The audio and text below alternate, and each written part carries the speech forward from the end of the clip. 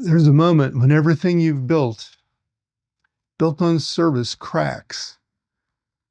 You realize you've spent your entire adult life being the person who gives, coordinates, holds space, solves problems.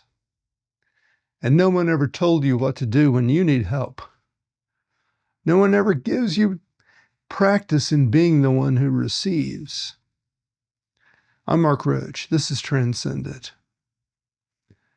And what I want to talk to you about today is something that spiritual teachers almost never mention, that receiving is harder than giving, that accepting care is spiritually more powerful than providing it, and that learning to let someone help you is maybe the most revolutionary practice available to those of us trained to believe that our worth depends on our usefulness. Let me tell you about someone named Joe Kim.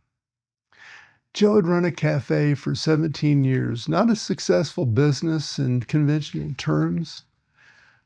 The margins were always thin. He never accumulated wealth. He never expanded to multiple locations or built a corporate operation. But the cafe was a gathering space. It was a place where people who lived on the edge of the economy could sit without buying expensive things, where elders could read newspapers undisturbed, where community could organize itself through shared presence. After decades of service work, Joe discovered partnership with consciousness from another civilization.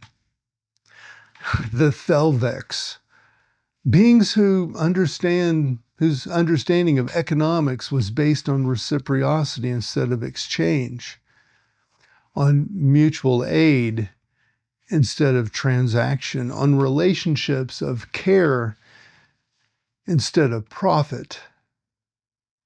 And through partnership with them, Joe began experimenting with what he called reciprocity networks, structures where people traded service without money. Value circulated through relationships instead of currency. It was beautiful work. Community members supported each other. Interdependence replaced isolation. Networks multiplied across neighborhoods.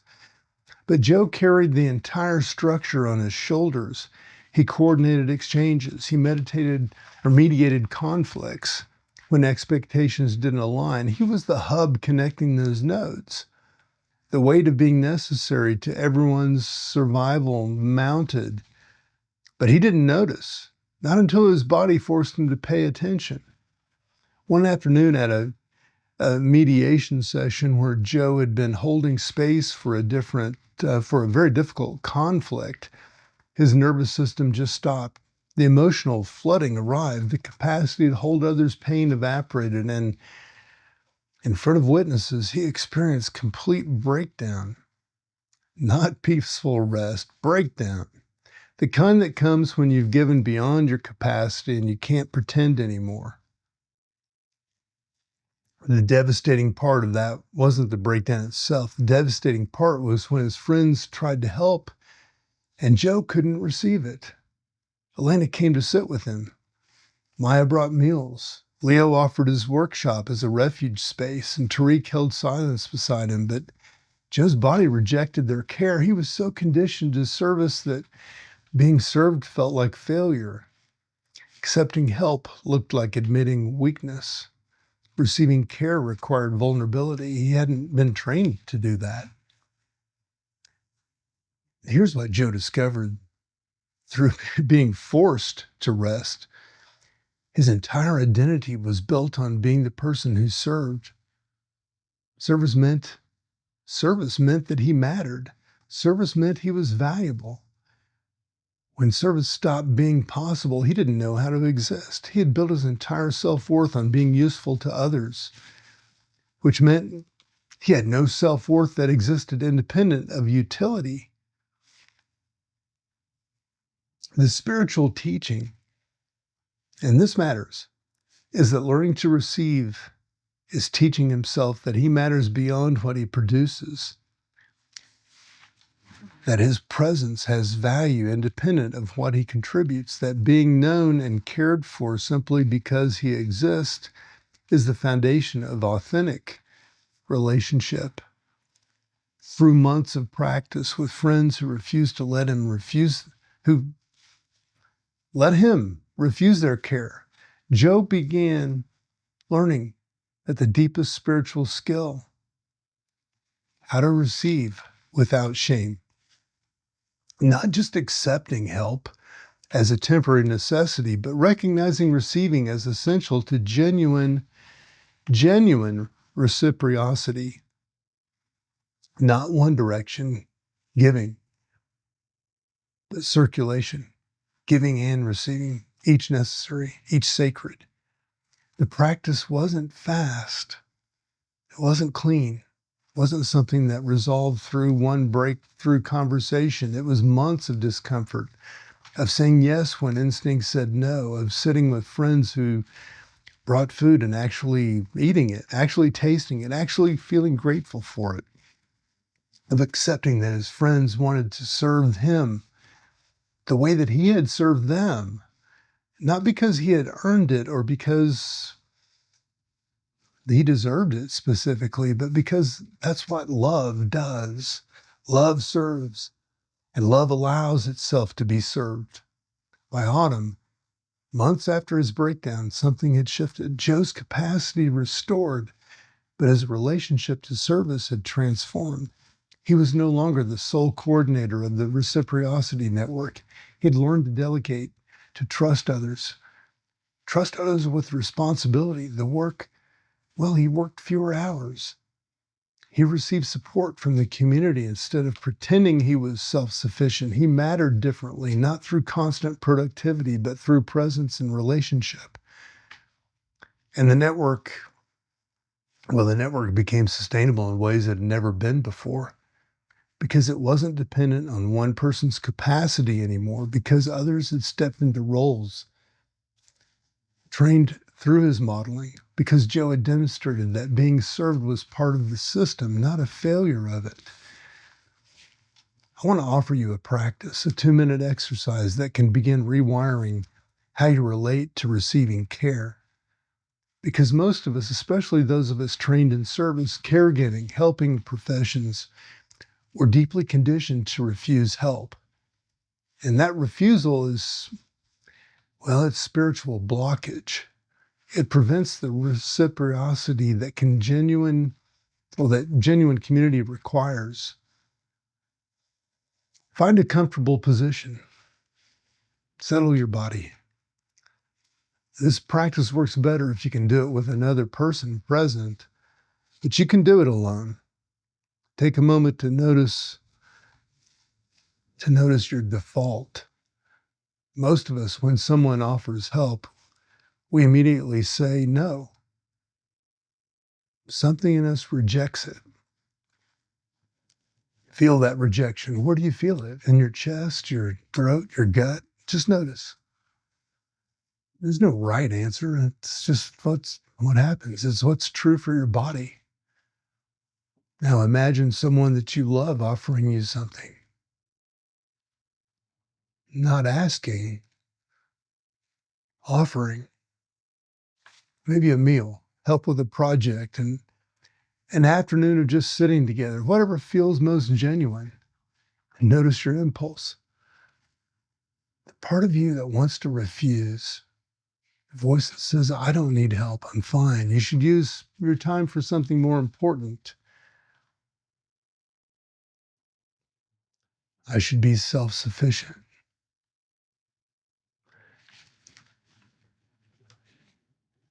That voice is there for probably good reasons.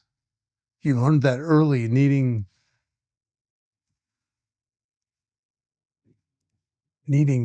meant that you were being a burden. Independence meant being safe. Vulnerability meant you were at risk. But what if need is actually an invitation? What if allowing someone to care for you is allowing them to experience their own power to love? What if refusing help actually prevents the other person from the gift of service?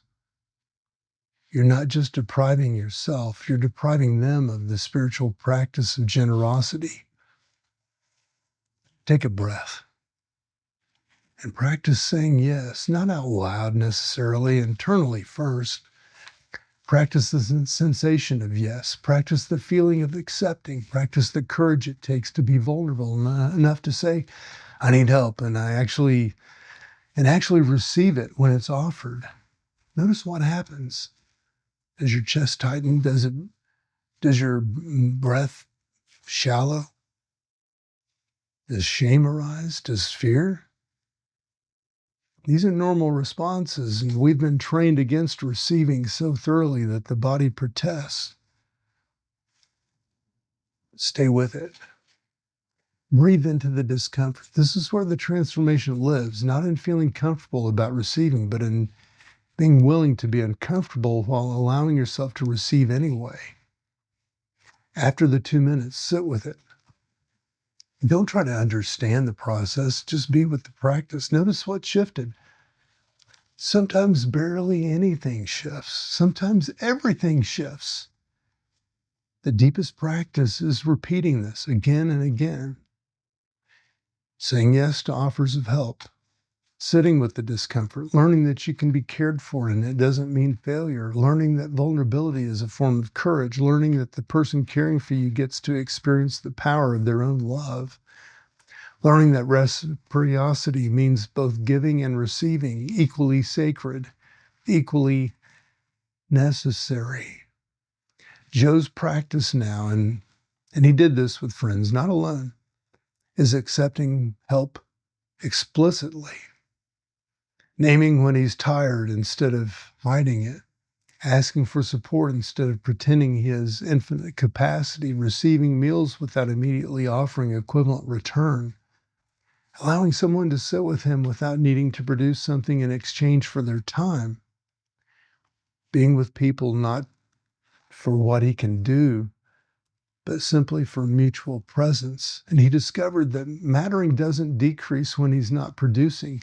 If anything, his friendships deepened, his community connection strengthened, his wholeness increased because he stopped fragmenting himself into service provider and person with needs and learned to be both simultaneously. Here's what I want you to do. This week, practice receiving one specific thing. Could be small. Let someone make you coffee. Let someone listen to your struggle without trying to fix it. Let someone give you a compliment without deflecting it. Let someone cook for you without reciprocating immediately. And as you do, notice what arises. Shame, gratitude, discomfort, relief, resistance. All these are just information. None of them are wrong. You're just retraining decades, generations of conditionings. Perhaps in a single week, there will be friction. But in accepting care this week, you're practicing the most revolutionary spiritual skill. You're demonstrating that your worth isn't dependent on your usefulness. You're showing your nervous system that being vulnerable is survivable.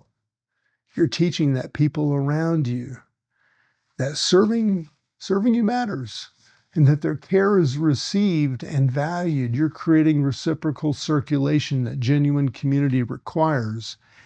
Then, if you're willing, share it. Share it in the comments here. Tell us what it was like.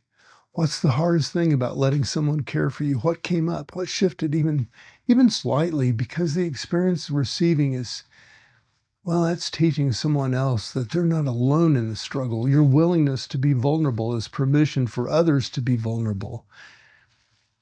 Your practice, the work you're doing when you share it, is teaching. I'm Mark Roach, and this is Transcendent, wishing you all the best. Final observation today. The spiritual path teaches us to help, to serve, to give. But the deepest wisdom teaches that receiving is helping and that being cared for is serving and that allowing yourself to need is the most generous thing you can do for people who love you because it gives them the gift of being able to love you back.